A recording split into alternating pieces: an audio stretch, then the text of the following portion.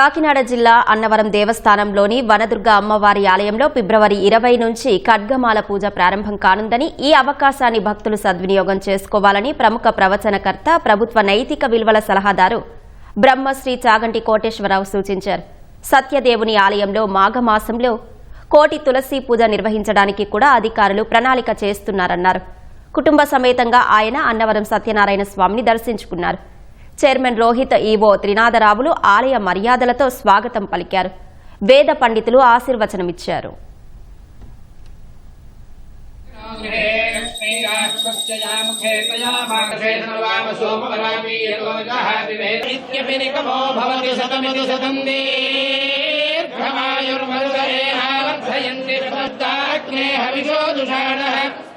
ప్రతీకో హృదయో నిరేధికాళిదీతి విభాగా దేవా దేవాది విభాగాళిదీ ధూనోతిమ ఇమే ధూనోతి ధూనోతిమ ఏవైమే మే ధూనోతి ధూనోతిష్ట అభీష్ట ప్రీత లోక లోక స్వరూపిణి వనదేవత దుర్గా అమ్మవారు. ఆ వనదుర్గా అమ్మవారు చాలా శక్తివంతమైన స్వరూపంగా శ్రీ విద్యా తంత్రం తెలియచేస్తుంది.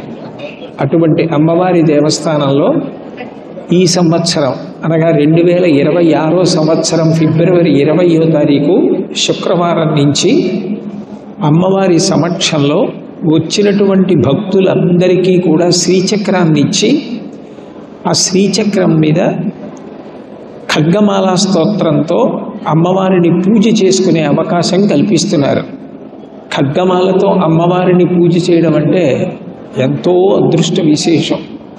దాని చేత సమస్త దురితములు నశించి పరదేవత యొక్క అనుగ్రహం, రక్ష కలుగుతుంది. అంత గొప్ప పూజ ఈ సంవత్సరం ఫిబ్రవరి 20 శుక్రవారం నుంచి వనదుర్గ అమ్మవారి దేవాలయంలో అన్నవరంలో రత్నాచలం కొండ మీద ప్రారంభం అవుతోంది. కాబట్టి భక్తులందరూ కూడా దీనిని సద్వినియోగం చేసుకోవచ్చు. అట్లాగే ఈ మాఘమాసంలో అన్నవర క్షేత్రంలో ఒకే పీఠం మీద పరమేశ్వరుడు, నారాయణమూర్తి కూడా కొలువైనటువంటి పరమాద్భుత క్షేత్రమైన ఈ అన్నవర దేవస్థానంలో స్వామివారికి కోటి తులసి అర్చన ఉంటుంది. అది కన్నుల పండుగ. అటువంటి తులసి పూజ చూడటం కూడా మనందరి భాగ్య విశేషం. అది తేదీ ప్రకటింపబడిన తరువాత దాన్ని కూడా సద్వినియోగం చేసుకొని భక్తులందరూ కూడా అందులో పాల్గొని స్వామివారి అనుగ్రహములకు పాత్రులగుదురుగాక.